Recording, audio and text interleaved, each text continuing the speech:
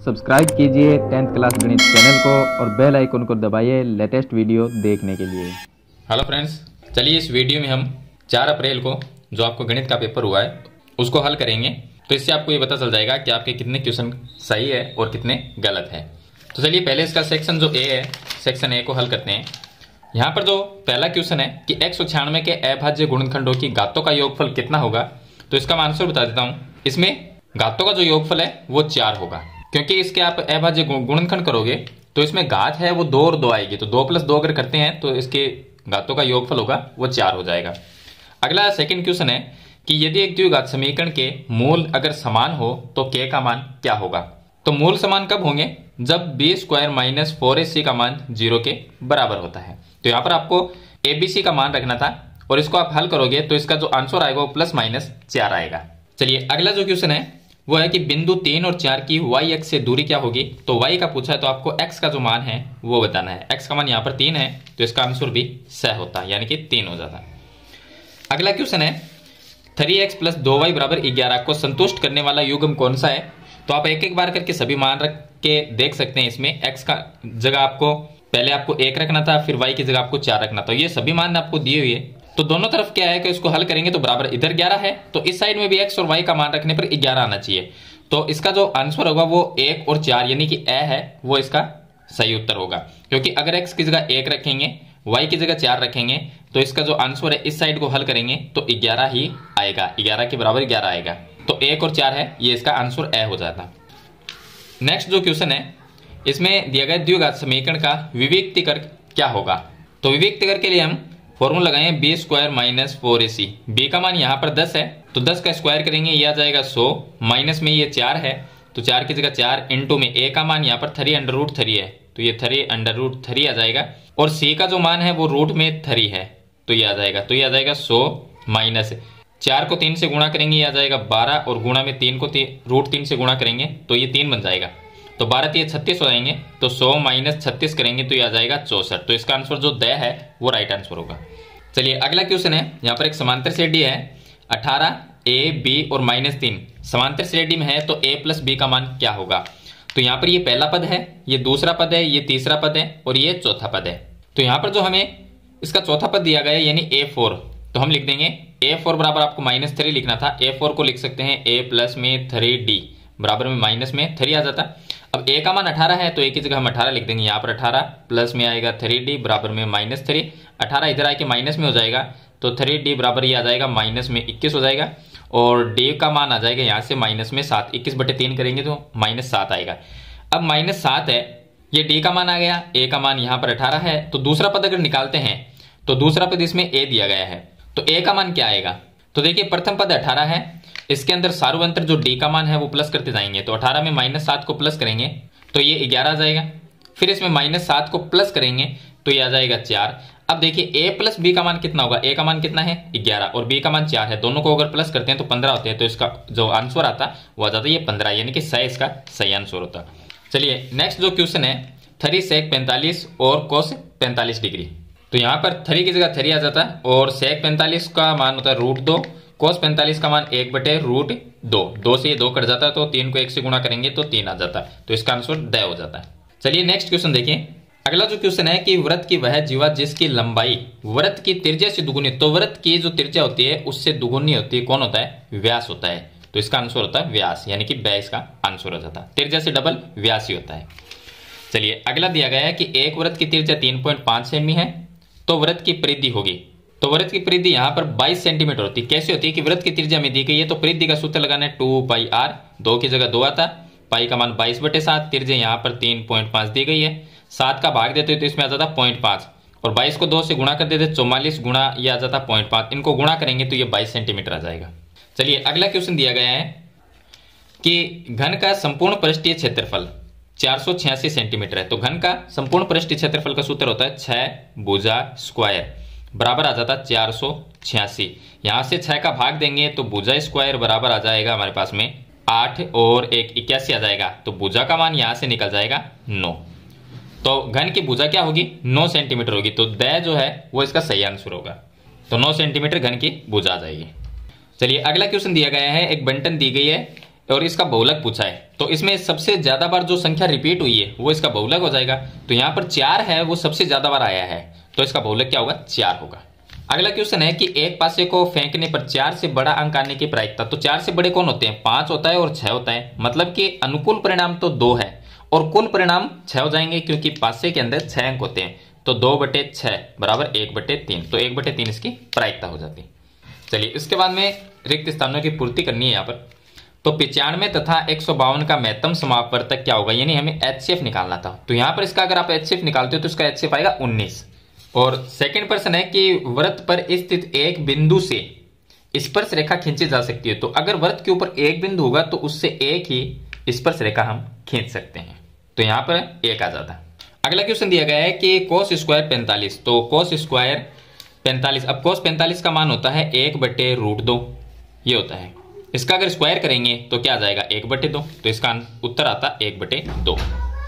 अगला प्रश्न है कि वृत्त तथा उसके स्पर्श रेखा के उभयनिष्ठ बिंदु को कहते हैं। तो यहां पर आपको इसके उत्तर में लिखना था स्पर्श बिंदु, तो यहां पर आ जाता स्पर्श बिंदु।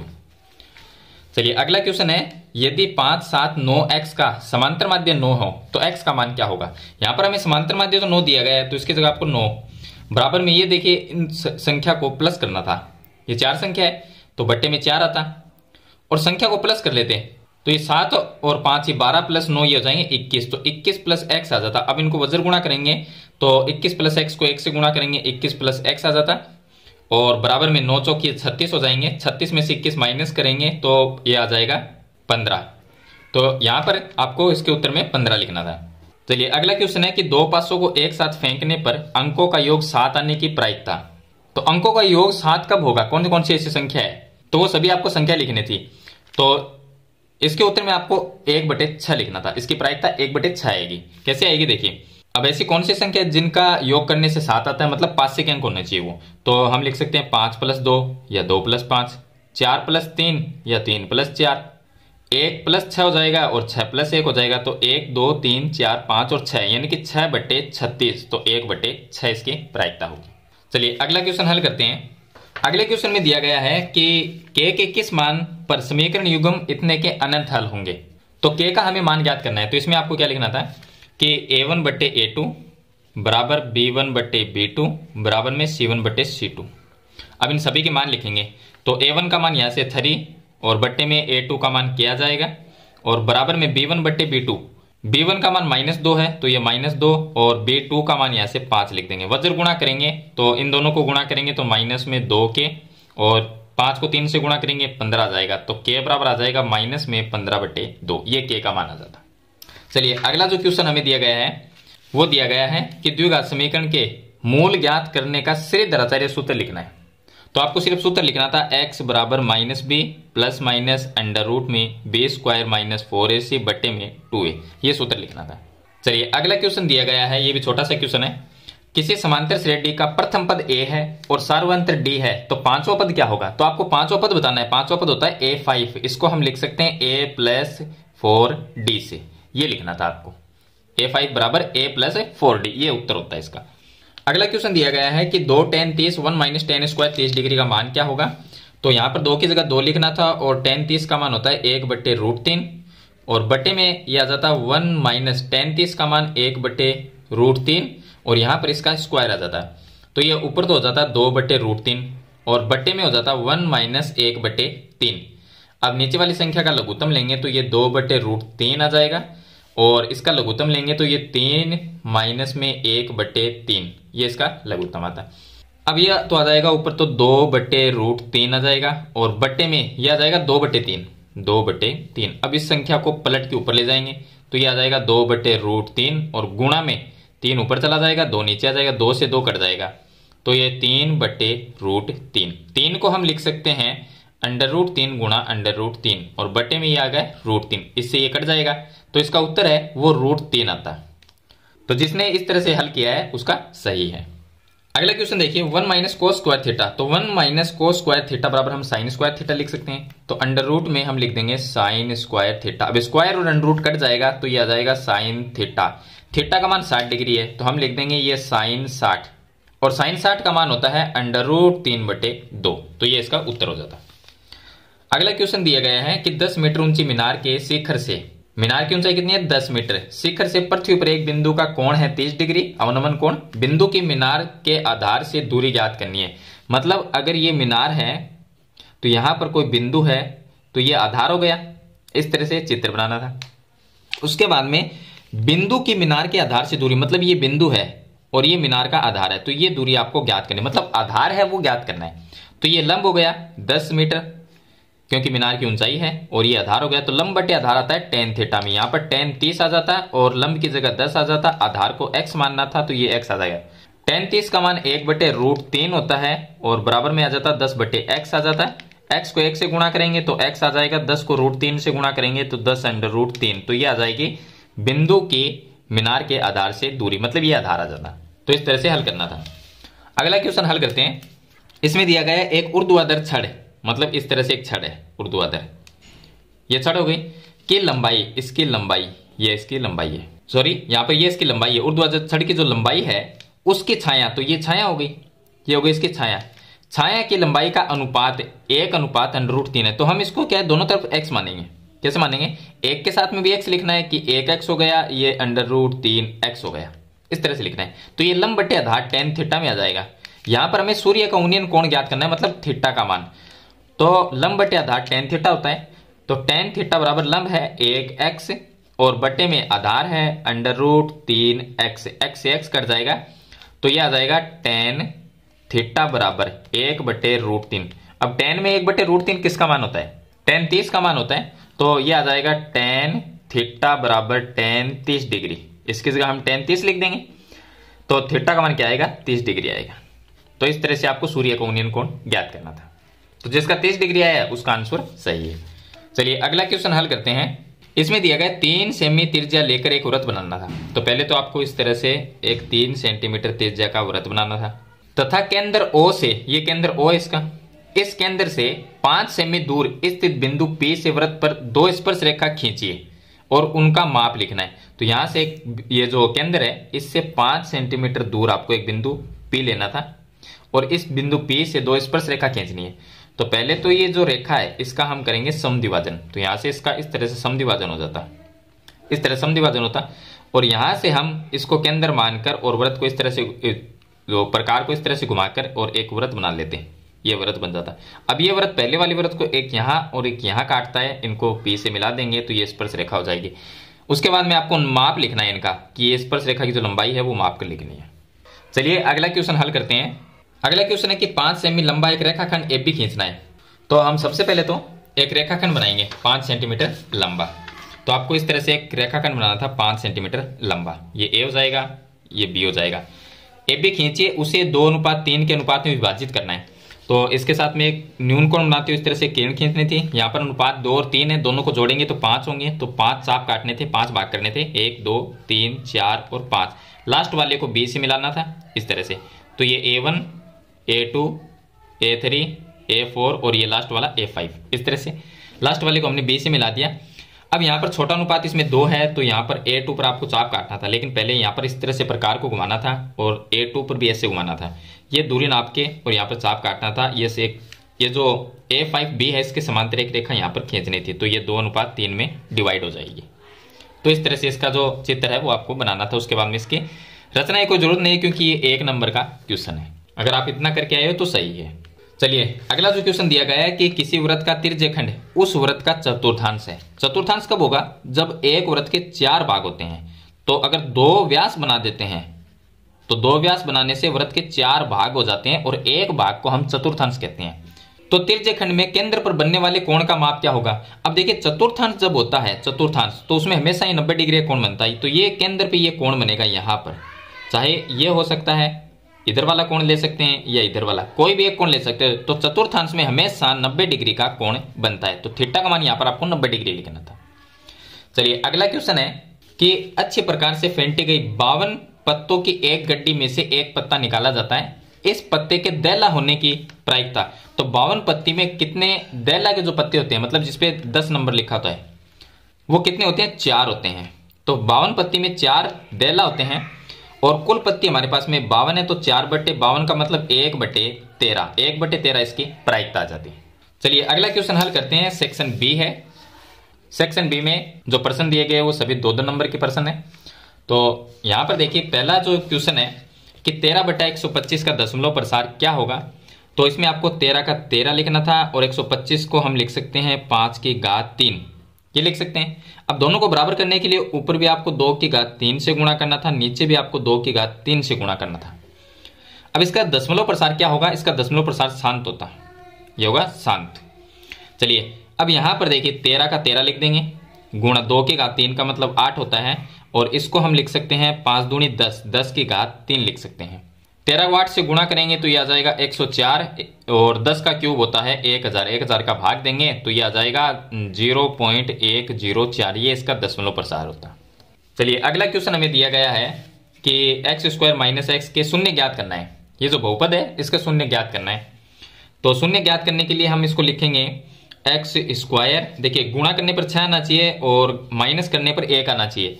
तो ऐसी संख्या होगी, माइनस में 3x होगा और प्लस में 2x होगा और माइनस 6। अब इसका कॉमन लेंगे तो कॉमन आएगा x माइनस x आएगा तो x माइनस 3 रहेगा। यहां से कॉमन 2 आ जाएगा तो x माइनस 3, तो ये आ जाएगा x माइनस 3 और x प्लस 2 0 के बराबर रखेंगे तो x माइनस 3 बराबर 0 रखेंगे तो x का मान आएगा 3, और x प्लस 2 बराबर 0 रखेंगे, x प्लस 2 बराबर अगर 0 रखते हैं तो x का मान आता है माइनस में 2। तो इस तरह से आपको शून्य ज्ञात करने थे। एक तो हो जाएगा 3, दूसरा होगा माइनस में 2। अगला क्वेश्चन दिया गया है, क्वेश्चन नंबर 6 है, द्विघात समीकरण के मूल्यों की प्रकृति का पता लगाइए। तो यहां पर आपको सूत्र लगाना था b² - 4ac। b का मान यहाँ पर 12 माइनस में 12 है और माइनस 12 का स्क्वायर हो जाएगा 144, माइनस में 4 इंटू a का मान 4 है और गुणा c का मान माइनस में 9 है। तो यह आ जाएगा 144, माइनस माइनस प्लस हो जाएगा और ये हो जाएंगे 9 चौक 36, 36 को हम 4 से गुणा करेंगे तो 144, यह आ जाएगा प्लस होके 288। 288 है वो 0 से बड़ी संख्या है तो हम इस तरह का चिन्ह लगा देंगे, और 0 से बड़ी है तो मूल इसके वास्तविक होंगे। यहां पर आपको लिखना था मूल क्या होंगे, वास्तविक व भिन्न भिन्न, ये इसके मूल्यों की प्रकृति हो जाएगी। अगला क्वेश्चन दिया गया है, क्वेश्चन नंबर 7 के बिंदु दिए गए हैं 0, 0, 5, -3 को जोड़ने वाले रेखाखंड के मध्य बिंदु के निर्देशांक। तो मध्य बिंदु का सूत्र है x बराबर x1 प्लस x2/2। तो x1 x2 कितना है, x1 है 0 तो यह आएगा 0, प्लस x2 का मान 5 और बटे में 2, तो इसको हल करेंगे तो 5/2 आ जाएगा। दूसरा होता है y बराबर y1 प्लस y2/2। y1 का मान 0 और प्लस y2 का जो मान है वो माइनस में 3 था तो यहाँ पर बटे में 2 आ जाता, तो -3/2। तो मध्य बिंदु के निर्देशांक 5/2 और कोमा माइनस में 3/2, ये आ जाएंगे मध्य बिंदु के निर्देशांक। अगला क्वेश्चन दिया गया है, क्वेश्चन नंबर 8 है कि एक समतल पर खड़ी मीनार की छाया उस स्थिति में 40 मीटर अधिक लंबी हो जाती है जबकि सूर्य का 49 कोण 60 से घटकर 30 हो जाता है। पहले 60 था उसके बाद में 30 हो गया, तो मीनार की ऊंचाई हमें ज्ञात करनी है। तो यहां पर जो चित्र बनेगा वो कुछ इस तरह से बनेगा, मैं आपको बता देता हूं। तो सबसे पहले एक मीनार हमें दी गई है कि समतल पर एक मीनार है, ये मीनार है। पहले इसका कोण 60 डिग्री था तो हम यहां पर मान लेते हैं कि पहले यहां पर इसका कोण 60 डिग्री था, ये कोण इसका 60 डिग्री का था। उसके बाद में ये कोण घटकर 30 डिग्री हो जाता है, तो इसका मतलब इसको थोड़ा सा आगे बढ़ाएंगे और ये कोण है वो इसका 30 डिग्री हो जाता है। और इसने लिखा है कि मीनार की जो छाया है उस स्थिति में 40 मीटर अधिक लंबी हो जाती है। तो यहां से लेके और यहां तक की जो लंबाई है ये कितनी है, 40 मीटर की है। जबकि सूर्य का कोण 49 कोण है, 60 से 30 हो जाता है। तो मीनार की ऊंचाई, ये मीनार की ऊंचाई हमें ज्ञात करनी है। इसको हम यहां से और ये जो दूरी है इतनी, इसको हम x मान लेंगे तो कुल दूरी हमारे पास में x प्लस 40 हो जाएगी। यहां पर लंब और आधार की बात हो रही है तो पहले ये त्रिभुज लेते हैं। तो लंब बटे आधार, आधार इसमें x है तो लंब बटे आधार होता है tan, और tan ये आ जाएगा 60 बराबर में h बटे x आ जाता। tan 60 का मान होता है √3 बराबर में h बटे x, और इसके नीचे एक लिख के वज्र गुणा करेंगे तो h बराबर √3x आ जाएगा। दूसरा ये बड़ा वाला त्रिभुज लेंगे तो इसमें ये tan 30 हो जाएगा। tan 30 बराबर में लंब h हो गया, लंब और आधार पूरा ये इतना, ये x प्लस 40, तो x प्लस 40। tan 30 का मान 1/√3 बराबर में h बटे x प्लस 40। इसको इससे गुणा करेंगे तो ये आ जाएगा √3h बराबर में, इसको इससे गुणा करेंगे तो x प्लस 40 आएगा। आगे हल करेंगे तो ये देखिए यहां से जो h का मान है, ये h का मान क्या है, ये है, ये मैं यहां पर रख देता हूं। तो जैसे हम यहां पर रखेंगे तो √3 का √3 और h का मान ये लिख देंगे √3x बराबर में x प्लस 40। ये दोनों गुणा होके 3x बन जाएगा बराबर में x प्लस 40 आ जाएगा। और आगे हल करेंगे तो ये x इधर आएगा तो माइनस में हो जाएगा तो 2x रहेगा।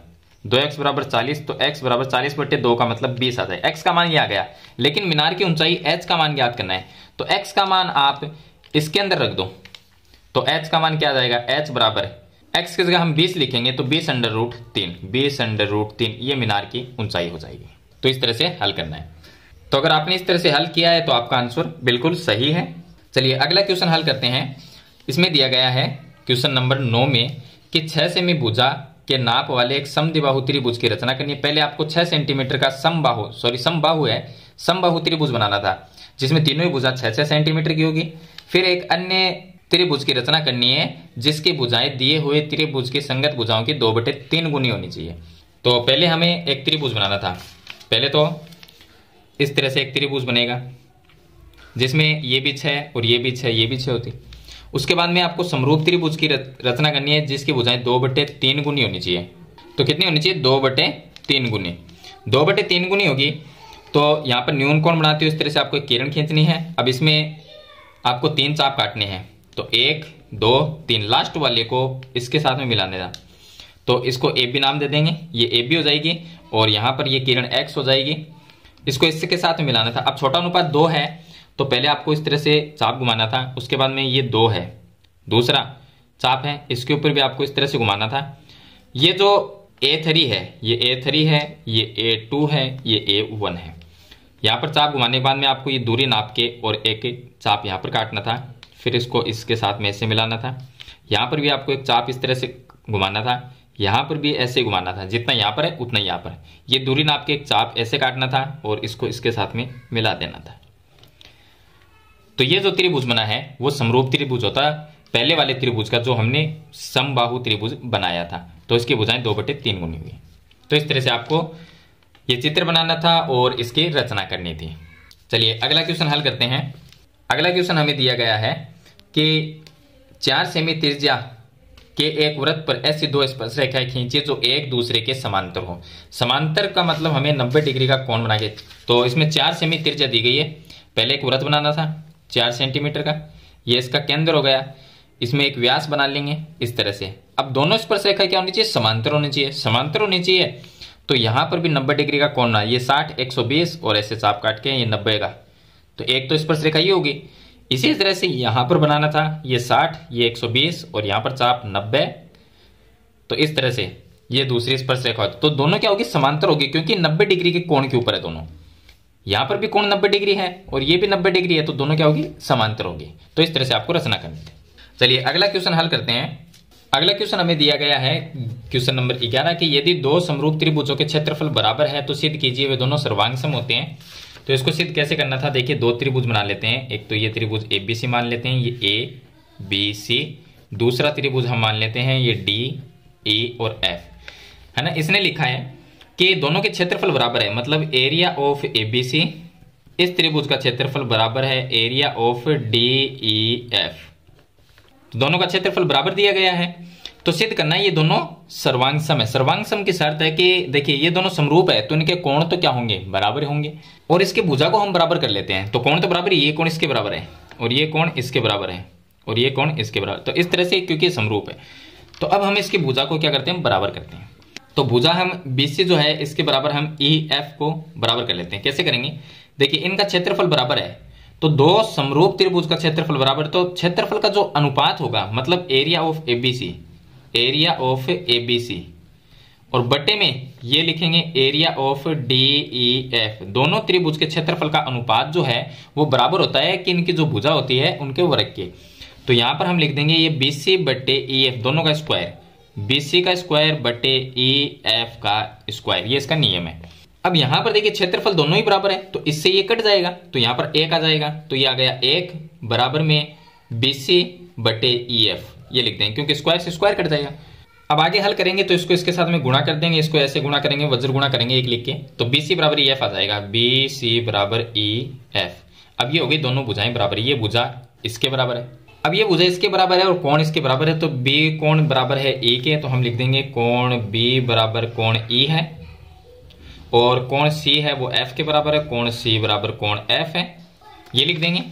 B E के बराबर है और कोण C F के बराबर है, तो यहां पर दो कोण बराबर है, एक भुजा को हमने बराबर कर दिया, तो यहां पर जो नियम लगेगा वो ASA का नियम लग जाएगा, जिससे दोनों त्रिभुज क्या होंगे, सर्वांग सम हो जाएंगे, क्योंकि दो कोण और एक भुजा को हमने बराबर कर दिया। चलिए इसके बाद में हल करते हैं क्वेश्चन नंबर 12। क्वेश्चन नंबर जो 12 है उसमें दिया गया कि एक वृत्त की त्रिज्या 7 सेमी है, वृत्त की त्रिज्या हमें 7 सेमी दी गई है तथा एक चाप द्वारा केंद्र पर अंतरित कोण 60 डिग्री है। त्रिज्यखंड का क्षेत्रफल ज्ञात करना है। त्रिज्यखंड का क्षेत्रफल का सूत्र पाई आर स्क्वायर थीटा बट्टे 360 होता है। पाई का मान यहाँ पर 22/7 आ जाता है। आर त्रिज्या इसमें 7 है तो 7 × 7 इंटू में थीटा का मान 60 डिग्री और बटे में 360, 0 से 0 कट जाता। 6 का भाग इसमें देंगे, 6 बार चला जाएगा, 7 से 7 कट जाएगा, तो 22 को 7 से गुणा करेंगे 154/6, यानी कि 2 का भाग देंगे तो 77/3। अगर आगे हल करेंगे तो लगभग इसका आ जाएगा 25 × 75 होते हैं, तो 25 पॉइंट लगभग 6-7 लगभग इसका ये आंसर आ जाएगा। तो अगर आपको इस तरह से आपने हल किया है तो आपका आंसर है वो सही है, 25.77। चलिए अगला क्वेश्चन दिया गया है क्वेश्चन नंबर 13। इसमें लिखा है कि एक शंकु के छिन्नक की तिर्यक ऊंचाई 4 सेंटीमीटर है, वर्तीय सिरों के परिमाप 18 सेमी और 6 सेमी है। छिन्नक का वक्र पृष्ठीय क्षेत्रफल ज्ञात करो। तो हल कैसे करना था, छिन्नक का जो वक्र पृष्ठ है उसका सूत्र होता है पाई एल और ब्रैकेट में होता है R1 प्लस में R2। यहाँ पर पाई का मान आप जानते हैं 22/7 होता है। एल का मतलब है तिर्यक ऊंचाई, ये 4 सेंटीमीटर दी गई, इसकी जगह लिखनी थी। और यहाँ पर परिधि जो दी गई है, जो वर्तीय भाग है उसकी परिधि दी गई है 18 और 6, तो आपको क्या करना था, परिधि से पहले त्रिज्या निकालनी थी। त्रिज्या निकाल के आपको दो त्रिज्या, इससे अलग त्रिज्या निकलेगी और ये जो है इससे अलग त्रिज्या निकलेगी। दोनों त्रिज्या को R1 और R2 मानते हुए यहां पर लिखना था। अगर आप इसको हल करते हो तो इसका जो उत्तर आता है 48 सेंटीमीटर स्क्वायर, ये इसका आंसर आता है। अगर आपका इतना आया तो आपका क्वेश्चन है वो बिल्कुल सही है आपका आंसर। चलिए अगला क्वेश्चन जो दिया गया है क्वेश्चन नंबर 14 कि दो घनों जिसमें से प्रत्येक का आयतन, तो एक घन का आयतन अगर 64 है तो घन के आयतन का सूत्र होता है भुजा क्यूब बराबर 64 लिखना था। यहां से भुजा का मान निकालेंगे तो भुजा का मान कितना आएगा, 4 आएगा, क्योंकि 4 का क्यूब करने से 64 होता है, तो भुजा का मान 4 आ गया। के संलग्न फलकों को मिलाकर एक ठोस बनाया जाता है, परिणामी घनाभ का पृष्ठीय क्षेत्रफल। अब दो घन को अगर एक साथ मिला देते हैं तो दो घन से एक घनाभ बनता है। इस तरह से एक घनाभ बनेगा दो घन से, तो यहां पर हम इस तरह से एक घनाभ बना देंगे। अब यहां पर देखिए ऐसे मान लेते हैं कि इसको इस तरह से जोड़ा गया है, दो घन को जोड़ा गया है, एक घन ये दूसरा ये, दोनों को जोड़ने से क्या हुआ, एक घनाभ बन गया। अब घनाभ जो घन था उसकी भुजा क्या है, ये भी 4 है, ये भी 4 है, ये भी 4 है, सभी 4 है। लेकिन घनाभ बनने के बाद में इसकी लंबाई है वो ज्यादा हो गई, ये 4 है और इधर वाली 4, तो लंबाई इसकी 8 होगी। घनाभ की लंबाई तो 8 हो जाएगी, ऊंचाई और चौड़ाई में कोई फर्क नहीं पड़ेगा, वो 4 ही रहेगी। तो चौड़ाई भी इसकी 4 है और इसकी ऊंचाई भी 4 ही रहेगी, सिर्फ इसकी लंबाई में फर्क पड़ेगा, लंबाई इसकी डबल हो जाएगी। तो आपको सूत्र लगाना था 2 गुणा लंबाई गुणा चौड़ाई प्लस में चौड़ाई गुणा ऊंचाई प्लस में ऊंचाई गुणा में लंबाई, ये सूत्र लगाना था। और इस सूत्र से अगर आप इसको हल करते हो तो इसका जो उत्तर आएगा वो आएगा 160 सेंटीमीटर स्क्वायर, ये आ जाता है इस घनाभ का पृष्ठीय क्षेत्रफल। अगला क्वेश्चन है क्वेश्चन नंबर 15। इसमें दिया गया निम्न बारंबारता बंटन का माध्य ज्ञात करना है। माध्य के लिए आपको देखिए x और f दिया गया है, तो आपको सिर्फ fx निकालना था, तो यहां पर हम fx निकाल लेते हैं। यहां पर fx निकालेंगे तो ये आ जाएगा, 2 को 1 से गुणा किया 2 आ गया, 4 दूनी ये 8 हो जाएगा और 5 तीरे 15 हो जाएगा। आपको लेकिन सारणी वो सीधे तरीके से बनाने दी। 4 × 4 ये हो जाएगा 16, 5 दूनी ये 10 हो जाएगा और 6 दूनी ये 12 हो जाएगा। fx का जो मान आएगा इनको प्लस करेंगे तो ये आ जाएगा 63, ये आ जाएगा 63 और f का जो मान है वो आ जाएगा जो बारंबारता है इनका योग करेंगे तो ये आएगा 19 से, और आपको x बार बराबर सिग्मा एफ एक्स बट्टा सिग्मा एफ का सूत्र लगाना था। x बार व सिग्मा एफ एक्स का मान 63 है और बट्टे में 19 आ जाता, इसका मान आता 3.19 होते हैं, 3.3 लगभग कुछ इस तरह का मान आता है इसका। अगर आपने 63/19 तक भी लिखा है तो आपका क्वेश्चन सही है। आगे भी आपने हल 3.3 कुछ आपने इस तरह से किया है तो भी आपका सही है। चलिए क्वेश्चन नंबर 16 को हल करते हैं। क्वेश्चन नंबर जो 16 है इसमें दिया गया है कि एक डिब्बे में 8 लाल कंचे, 5 सफेद हैं और 2 हरे हैं, तो कुल कितने हो गए? 8 और 5 13 और 2 कितने हो गए? 15। कुल हमारे पास में 15 कंचे हैं। इस डिब्बे में से एक कंचा निकाला जाता है, तो कंचा अगर लाल है तो उसकी प्रायिकता क्या होगी? तो लाल कंचे कितने हैं? 8 है, और बट्टे में कुल कंचे कितने हैं? 15, तो लाल कंचे की प्रायिकता 8/15 होगी। हरा नहीं है, तो हरा नहीं है मतलब कि हरा को छोड़ दो, बाकी कौन रह गए? लाल और सफेद रह गए, तो 8 और 5 कितने हो गए? प्लस में 13, और कुल कंचे कितने हैं? 15, तो 13/15 हरा नहीं होने की प्रायिकता है, क्योंकि हरा को छोड़ देंगे, हरा नहीं की पूछी है तो इसमें हरे कंचे को छोड़ देंगे, तो 2 कंचे छोड़ दो, उसके बाद में 8 और 5 को जोड़ो 13 हो जाएंगे, तो 13 ऊपर आ जाएगा। बट्टे में कुल कितने हैं? कुल है हमारे पास में 15, तो ये हरा होने नहीं होने की प्रायिकता और ये लाल होने की प्रायिकता। तो इस तरह से हल करना था। अगला क्वेश्चन मैं आपको बता देता हूं, क्वेश्चन नंबर 17, जिसमें हमें दिया गया है कि ऐसे प्रथम 40 धनात्मक पूर्णांकों का योग ज्ञात करना है एसएन के सूत्र से, जो 6 से विभाज्य है। तो 6 का भाग कौन सी संख्या में जाता है? 6 में जाता है, 12 में जाता है, 18 में जाता है। इस तरह से एक समांतर श्रेणी बनेगी। अब समांतर श्रेणी में प्रथम पद a का मान 6 हो जाएगा और सार्वभौमांतर d भी इसका 6 होगा। उसके बाद में यहाँ पर n का मान 40 है, n का मान 40 है, तो आपको SN का फॉर्मूला लगाना था। अब SN का फॉर्मूले में यहाँ पर SN बराबर n का मान कितना है? 40, तो 40/2, और उसके बाद में ये 2a का मान 6 है, 2 से गुणा करेंगे तो यहाँ पर 12 आएगा, प्लस में n का मान 40 माइनस 1 और गुणा में d का मान भी 6 है, तो ये आ गया 20 और ये हो गया 12, प्लस में यहाँ पर ये हो जाएगा 39, गुणा में आ जाएगा 6। 39 को 6 से गुणा करेंगे तो ये आ जाएगा 234, और इसको प्लस करेंगे तो 20 गुणा, इनको प्लस कर देंगे तो ये आ जाएगा 246। 246 को 20 से गुणा करेंगे 4920, ये इसका आंसर आता था। चलिए अगला क्वेश्चन है क्वेश्चन नंबर 18। इसके अंदर उस त्रिभुज का क्षेत्रफल ज्ञात करना है जिसके शीर्ष हमें दिए गए हैं। तो ये होता है x1, ये y1 है, ये x2, ये y2 है, और ये x3 है, ये y3 है। इसके अंदर सूत्र लगता है 1/2 x1 का मान 2 ये आ जाता है, और ब्रैकेट में होता है y2 माइनस y3, तो यहाँ पर y2 का मान लिख देते, y2 का मान 0, और माइनस y3 का मान है माइनस में 4, तो ये प्लस हो जाएगा। उसके बाद में आ जाएगा x2 का मान यहाँ पर -1 है, तो ये माइनस में 1 आ जाएगा। ब्रैकेट में y3 माइनस y1 आएगा, तो y3 कितना है? माइनस में 4, और माइनस y1 का जो मान है वो 3 है, तो ये 3 आ जाएगा, और प्लस x3 का मान 2, उसके बाद में y1 माइनस y2 आएगा, तो y1 का मान 3 है, और माइनस में y2 का मान 0 है। आपको मैं सूत्र बता देता हूँ, सूत्र क्या होता है? 1/2 ब्रैकेट में x1 y2 माइनस में y3, और प्लस में आएगा x2, उसके बाद में आ जाएगा y3 माइनस में y1, प्लस में x3 आएगा, तो y1 माइनस में y2। ये होता है त्रिभुज का क्षेत्रफल ज्ञात करने का सूत्र। अब इसको हल कर लेंगे तो 1/2 का 1/2 आएगा, 4 को 2 से गुणा करेंगे 8 आ जाएगा। यहाँ पर देखिए -4 -3 -7, -7 को -1 से गुणा करेंगे तो प्लस बन जाएगा 7, और यहाँ पर 3 दूनी ये 6 हो जाएगा, प्लस में 6, तो 8 6 यहाँ पर ये 14 और 7 ये हो जाएंगे 21, तो मतलब इसका उत्तर आएगा वो 21/2 आएगा। तो ये त्रिभुज का क्षेत्रफल है। अगला क्वेश्चन हमें दिया गया है जिसमें माध्य ज्ञात करना है। माध्य के लिए आपको क्या है? पहले तो आपको CF निकालनी थी, तो मैं यहाँ पर बता देता हूँ आपको CF निकालनी थी। तो CF कैसे निकलेगी? CF आएगी, पहले जो F है ये F है और ये वर्ग अंतराल है। तो CF निकालने का तरीका ये है कि पहले 4 लिखेंगे, जो F का मान है पहला 4, 28 और 4 कितने हो गए? ये 32 हो जाएंगे, 32 प्लस 42 हो जाएंगे 74, 74 प्लस 20 होंगे 94, इसमें 6 को प्लस करेंगे तो ये आ जाएगा 100। इसका मतलब इसका मान भी 100 है, जो बारंबारता है इसका मान भी 100 है। अब हम लिखेंगे n/2, n का मतलब यहाँ पर जो बारंबारता का योग होता है वो 100, इनको जोड़ेंगे तो 100 होंगे। n/2 का मतलब 100/2 आता, यानी कि 50। 50 से बड़ी CF देखनी थी, 50 से बड़ी CF ये है, ये 50 से बड़ी CF है। तो 50 से बड़ी CF ये है, तो इसका वर्ग अंतराल ये है 20 से 30, तो ये L का मान 20 हो जाएगा। तो L का मान तो आ गया 20। उसके बाद में इन दोनों का अंतर 10 है, तो वो H का मान होगा, H का मान 10 आ जाएगा।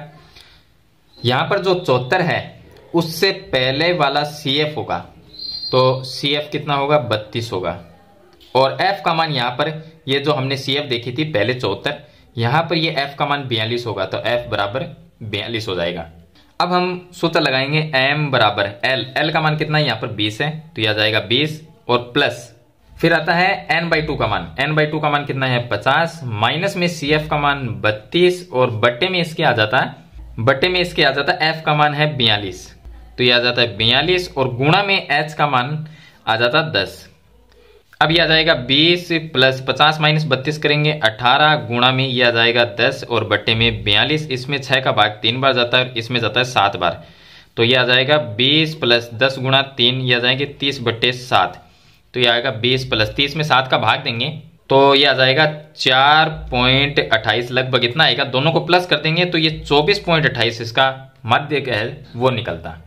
अगर आपका भी उत्तर इतना आया है तो आपका आंसर सही, आपने क्वेश्चन को सही तरीके से हल किया है। चलिए क्वेश्चन नंबर 20 को हल करते हैं। क्वेश्चन नंबर जो 20 है इसमें दिया गया है कि केंद्र O वाले वृत्त पर, तो पहले चलिए इसका चित्र बना लेते हैं। ये प्रमेय का क्वेश्चन है। तो केंद्र O वाले वृत्त पर, ये एक वृत्त है केंद्र O वाला, इसका केंद्र O है। वृत्त पर बाह्य बिंदु T, यहां पर कोई बिंदु है T, ये हो गया।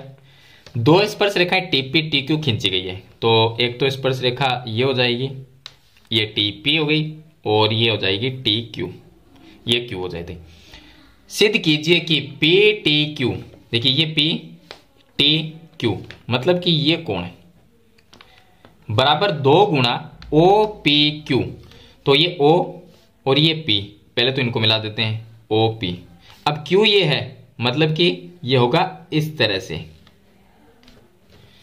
ये जो कोण है यहां पर, ये कोण निकालना है, 2 गुणा OPQ होता है, ये हमें सिद्ध करना है। तो एक तो ये कोण PTQ, उसको हम थीटा मान लेते हैं। इधर वाला जो कोण है इसको कोण नंबर 1 मान लेते हैं और ये कोण नंबर 2 मान लेते हैं। क्यों मानना मैं आपको बता दूंगा। देखिए यहां पर क्या होगा कि ये स्पर्श रेखा TP और TQ ये आपस में बराबर है, क्योंकि बाह्य बिंदु से स्पर्श रेखा की लंबाई बराबर होती है। तो ये दोनों अगर बराबर है तो कोण नंबर 1 और कोण नंबर 2 ये बराबर होंगे, क्योंकि ये एक त्रिभुज है PTQ। इस त्रिभुज के अंदर दो भुजाएं बराबर है तो उनके समूह कोण बराबर होंगे। तो हम लिख देंगे कि त्रिभुज PTQ में इस त्रिभुज के अंदर TP और TQ बराबर है, तो यहाँ पर TP बराबर TQ है। अगर दो भुजाएं बराबर है तो उनके कोण भी बराबर हो जाएंगे, तो हम लिख देंगे कोण नंबर 1 कोण नंबर 2 के बराबर है।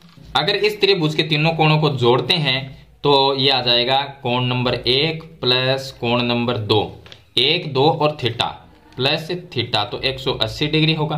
कोण 1 और 2 के बराबर है, हमें कोण ये निकालना है तो हम कोण 1 को काम में लेंगे, 2 का कोई मतलब नहीं है, 2 की जगह 1 लिख सकते हैं क्योंकि ये दोनों बराबर है। तो 2 की जगह हम 1 लिख देंगे, तो कोण 1 प्लस कोण 1 हो जाएगा और प्लस में थीटा बराबर 180, ये 2 बार हो जाएंगे, तो 2 कोण 1 प्लस में थीटा बराबर 180 आ जाता। आगे हल करेंगे तो ये आ जाएगा 2 बट्टे में आ जाएगा, यहाँ पर थीटा को इधर लेके आएंगे तो ये आ जाएगा 2 कोण 1 बराबर 180 माइनस थीटा। तो कोण 1 का मान निकालेंगे 180 माइनस थीटा बट्टे 2। इसको लिख सकते हैं कोण 1 बराबर 180 में 2 का भाग देंगे 90 और थीटा में 2 का भाग देंगे तो थीटा बट्टे 2। एक तो कोण 1 का मान ये आ जाएगा। चलिए अब हम जानते हैं कि यहाँ पर ये तो त्रिज्या है, ये त्रिज्या और ये स्पर्श रेखा है, इनके बीच में ये जो पूरा कोण बनता है इतना, ये 90 डिग्री का होता है। तो OPT मतलब TPO कह सकते हैं, ये जो कोण है वो 90 डिग्री का कोण है। तो हम लिख सकते हैं कोण TPO बराबर 90 डिग्री का कोण है। तो अगर हमें कोण ये निकालना है, इतना ये कोण निकालना है, तो पूरे 90 में से कोण नंबर 1 को माइनस कर दो। तो ये जो कोण है वो उसका नाम है OPQ। कोण OPQ अगर हमें निकालना है तो पूरा कोण कितना है 90, पूरा 90 है, उसमें से माइनस कर दो कोण नंबर 1 को। कोण नंबर 1 का मान ये है तो माइनस कर दो इसको, 90 माइनस थीटा बटे 2। अब ब्रैकेट को हल करेंगे तो OPQ बराबर में 90 की जगह 90 और ये माइनस ये 90 और ये प्लस हो जाएगा और थीटा बट्टे 2 ये कट जाएगा, तो ओ पी क्यू इसका मान क्या आ जाएगा, थीटा बट्टे 2 को मैं इधर गुणा करूंगा तो ओ पी क्यू इससे 2 गुणा हो जाएगा, बराबर में थीटा आ जाएगा। आगे हल करेंगे तो 2 कोण ओ पी क्यू बराबर थीटा है, वो कौन सा कोण है, थीटा ये है पी टी क्यू, तो इसकी जगह पी टी क्यू, बस ये चीज हमें सिद्ध करनी थी। यहां पर भी देखिए पी टी क्यू हमारा भी पी टी क्यू आया है बराबर ओ पी क्यू आया है, 2 गुणा ओ पी क्यू, तो ओ पी क्यू इधर भी लिख सकते हैं, इसको इधर लिख दो, इसको इधर लिख दो, इससे कोई फर्क नहीं पड़ता। तो इस तरह से आपको सिद्ध करना है। तो अगर आपने इसी तरह से हल किया है तो आपका क्वेश्चन है वो बिल्कुल सही है। वैसे प्रमेय के अलग अलग तरीके भी होते हैं हल करने के। तो ये हो गया क्वेश्चन नंबर इसका 20। अब चलते हैं सेक्शन डी के अंदर। सेक्शन डी में क्वेश्चन नंबर 21, रैखिक समीकरण युग्म को आलेखीय विधि से हल करना है। इसमें आपको ग्राफ बनाना था और ग्राफ का जो इसमें चित्र बनेगा उसमें रेखाएं एक दूसरे को प्रतिच्छेद करेगी, और प्रतिच्छेद करेगी तो यहां पर अगर आप इस क्वेश्चन को हल करते तो देखिए इसमें 2 समीकरण तो दी गई है, उसके बाद में इससे एक सारणी बनानी थी, इससे भी एक सारणी बनानी थी। अब सारणी मान अगर मैं बताऊंगा तो अलग आएगा, आपने कुछ और मान लिख के हल किया तो आपका भी मान अलग होगा, लेकिन जो ग्राफ बनेगा वो बिल्कुल सही बनेगा। उसमें रेखाएं एक दूसरे को प्रतिच्छेद करेगी, तो x का मान यहां पर आएगा 9 और इसमें y का जो मान आएगा वो 5 आएगा। अगर आपका ये आया है तो आपका जो ग्राफ है वो बिल्कुल सही है। अगर ये नहीं है तो फिर आपने कहीं ना कहीं इसमें गलती कर दी। अगर इसमें अथवा में भी दिया गया है, अथवा में देखिए इसमें कक्षा 10 के 10 विद्यार्थियों ने गणित की पहली प्रतियोगिता में भाग लिया। यदि लड़कियों की संख्या लड़कों की संख्या से 2 अधिक हो तो बीजगणितीय और ग्राफीय रूप में निरूपण करना है इसका। तो पहले तो आपको समीकरण बनानी थी।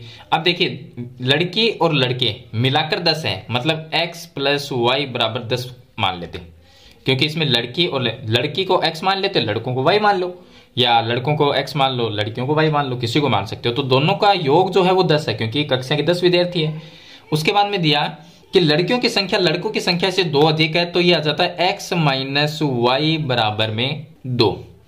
तो अगर y हम लड़कों को मानते हैं तो अगर y को इधर ले जाऊंगा तो y प्लस 2 होगा, मतलब लड़कियां तो 2 पहले से ज्यादा है तो लड़कों में 2 प्लस करेंगे, तो ये समीकरण x माइनस वाई बराबर 2। इस तरह से एक समीकरण और 2 समीकरण बन जाती है। उसके बाद में आपको 2 टेबल बनानी थी, इससे ग्राफ बनाना था।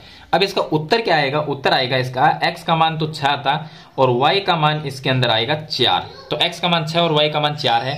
ये अगर आपका आंसर आया है तो आपका क्वेश्चन है वो बिल्कुल सही है। चलिए अगला क्वेश्चन है 22 नंबर। क्वेश्चन नंबर 22 में सिद्ध करना है कि 1 माइनस कोस ए 1 प्लस कोस ए, आपको क्या करना था, 1 माइनस कोस ए से ऊपर नीचे गुणा करना था। तो ये क्या बन जाता, एक इस तरह से बनता।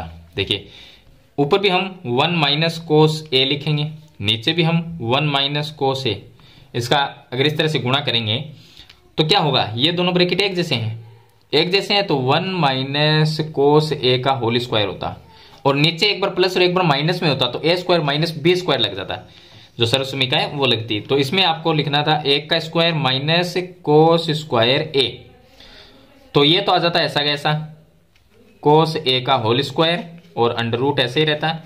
1 माइनस कोस स्क्वायर ए बराबर क्या होता है, 1 माइनस कोस स्क्वायर थीटा बराबर साइन स्क्वायर थीटा होता है, तो यहाँ पर साइन स्क्वायर ए आ जाएगा। अब स्क्वायर ये रूट से कट जाएगा, तो 1 माइनस कोस ए बट्टा साइन ए, इसको अलग अलग 1 बट्टे साइन ए लिख सकते हैं, 1 बट्टे साइन ए, और माइनस ये आ जाएगा कोस ए बट्टे साइन ए, दोनों के पीछे अलग अलग नीचे लिख देंगे। 1 बट्टे साइन ए का मतलब होता है कोसेक ए, और कोस बट्टे साइन का मतलब होता है कोट ए। तो ये हमें सिद्ध करना था। अब देखिए इसके अथवा का जो क्वेश्चन है वो है sine A plus cosec A का whole square plus cos A plus sec A का होल स्क्वायर, और सिद्ध हमें करना है 7 plus ten square A plus में कोट स्क्वायर ए। तो यहां पर हम सर्वसमीका लगा देंगे ए प्लस बी का होल स्क्वायर, तो यह आ जाएगा साइन स्क्वायर ए प्लस में कोसेक स्क्वायर ए प्लस में 2ab होता है, तो 2a की जगह साइन ए और b की जगह कोसेक ए, और प्लस ये भी a प्लस बी का होल स्क्वायर हो जाएगा, तो यह आ जाएगा कोस स्क्वायर ए प्लस में सेक स्क्वायर ए, और प्लस में 2ab, तो 2 की जगह 2, a का मान कोस ए हो जाएगा और b का मान सेक ए हो जाएगा।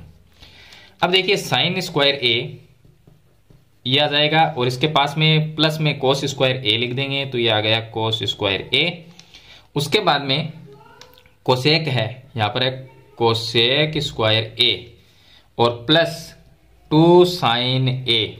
कोसेक को हम लिख सकते हैं 1 अपॉन साइन ए और उसके बाद में ये आ जाएगा प्लस, या इसको हमने यहां पर लिख दिया, ये है प्लस में सेक स्क्वायर ए प्लस 2 की जगह 2 कोस ए और सेक को 1 बटे कोस ए लिख सकते हैं। ये इससे कट जाएगा और ये साइन है वो इससे कट जाएगा, तो इसका मान 1 होता है।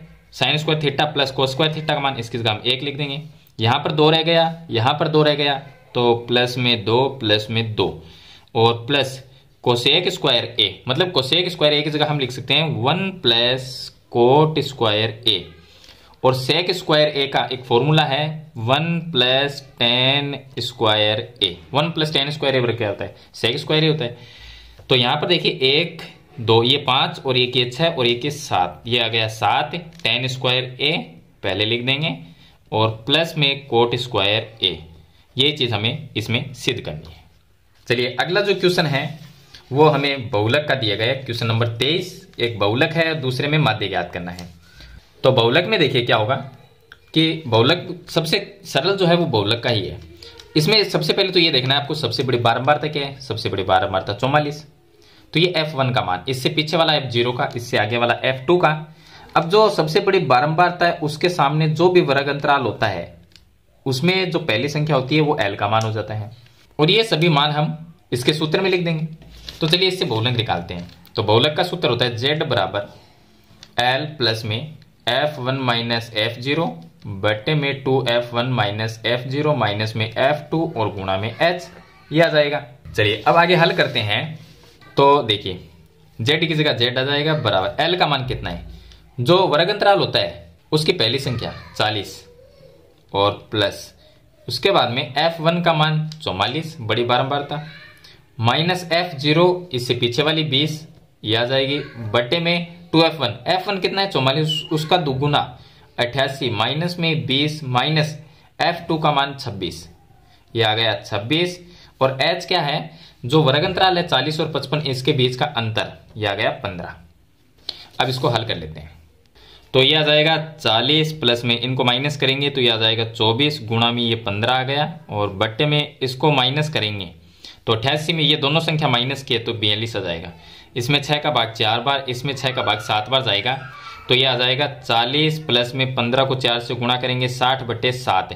अब 60 में 7 का भाग देंगे तो 7 प्लस ये आ जाएगा 8.57, लगभग इतना आ जाएगा। दोनों को प्लस कर देंगे तो 48.57, ये इसका बहुलक आ जाएगा Z का मान। इससे जो नीचे वाला है जो अथवा में दिया गया है वो है माध्य का। अब देखिए ये जो माध्य ज्ञात करना है इसमें कल्पित माध्य या पग विचलन विधि या प्रत्यक्ष विधि किसी का भी नहीं दिया गया है, सिर्फ इतना लिखा है माध्य ज्ञात करना। तो हम प्रत्यक्ष विधि से कर लेंगे क्योंकि उससे करना काफी आसान है। तो प्रत्यक्ष विधि से कर लेते हैं। प्रत्यक्ष विधि में आपको क्या है, ये 12 वर्ग अंतराल दिया गया है तो 0 20 उसके बाद में 20 से 40। चलिए मैं यहाँ पर x का ही मान निकाल लेता हूँ। x का मान क्या आएगा, इसके बीच का 10 आ गया, इनके बीच में 30 हो गया, फिर 50, फिर 70 और फिर 90, इस तरह से आएगा। उसके बाद में f का मान ये है तो ये आ गया 6 10 13 और 7 4। उसके बाद में हम निकालेंगे fx का मान, इनको गुणा करेंगे 60, ये आ जाएगा 300 और 13 पंजो 65 यानी 650 और ये आएगा 49 0 और 9 चौक 36, ये आ जाएगा।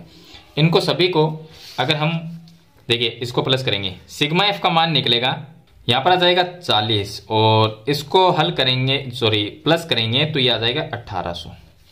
x बार बराबर सिग्मा एफ एक्स बटे सिग्मा एफ।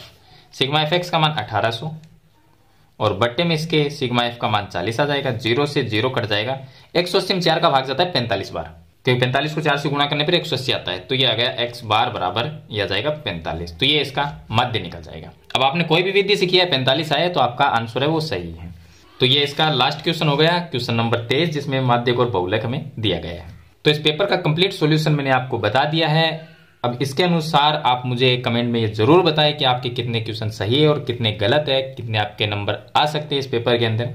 तो आज की वीडियो में इतना ही, मिलते हैं एक नई वीडियो के साथ, तब तक के लिए थैंक यू।